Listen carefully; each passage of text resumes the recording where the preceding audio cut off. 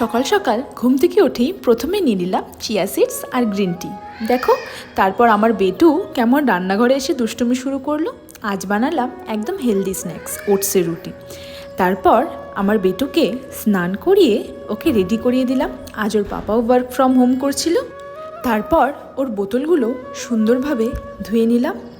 দেখো, তারপর রান্নাঘরে এসে কেমন দুষ্টুমি করছে।